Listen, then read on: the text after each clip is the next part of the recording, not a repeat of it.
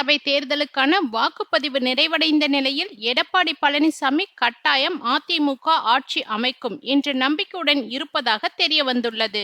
கொங்கு மற்றும் வட மாவட்டங்களில் அதிமுக கூட்டணி வலிமையுடன் இருப்பதோடு விஜய் அதிக வாக்குகளை பிரித்தால் அது அதிமுகவுக்கு சாதகமாக மாறும் என்றும் தெரிவித்துள்ளார்.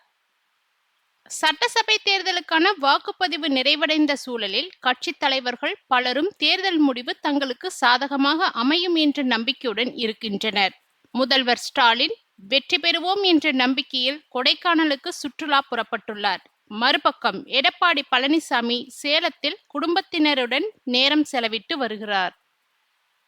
அதேபோல் உள்ளூர் மாவட்ட நிர்வாகிகளையும் சந்தித்து வருகிறார். தாவேகா அதிக அளவில் வாக்குகளை பிரிப்பதால் திமுகவின் குழப்பத்தில் இருக்கும் சூழலில் எடப்பாடி பழனிசாமி கட்டாயம் அதிமுக ஆட்சி அமையும் என்று நம்புவதாக விவரம் அறிந்தவர்கள் கூறுகின்றனர்.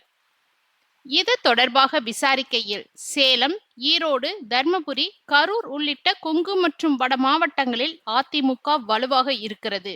இந்த பகுதியில் வாக்கு சதவிகிதமும் அதிகரித்துள்ளது. இதனால் எடப்பாடி பழனிசாமி தரப்பு குஷி மூடில் இருக்கிறது. வட மாவட்டங்களில் மற்றும் கொங்கு பகுதிகளில் தாவேகாவுக்கு கூட்டமைப்பு கிடையாது, வாக்கும் கிடையாது. அப்படி இருந்தும் வாக்கு சதவிகிதம் அதிகரித்திருக்கிறது என்றால் ஆட்சிக்கு எதிரான மனநிலையில் மக்கள் இருக்கின்றனர் என்று எடப்பாடி பழனிசாமி திட்டவட்டமாக நம்புகிறார்.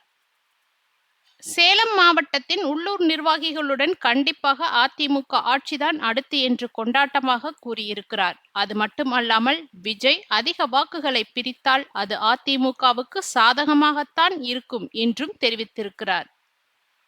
ஒரு கட்டத்தில் சேலத்தில் யாருக்கு என்ன இலாக்கா என்பது வரை ஆலோசிக்க தொடங்கிவிட்டாராம்.